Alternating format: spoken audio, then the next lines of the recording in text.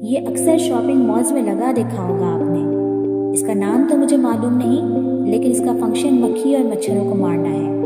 कोई भी मक्खी या मच्छर बेसुकूनी बेफिक्री से उड़ रहा होता है कि अचानक उससे सामना होता है और टिक की आवाज़ आती है।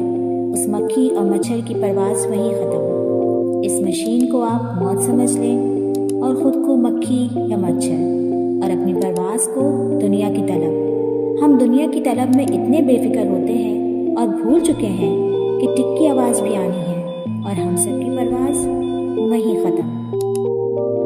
सब ख्वाब, सब मंसूबे, सब तरक्की, सब लग्जरी लाइफस्टाइल, एक टिक से सब ख़त्म। घराना टीवी।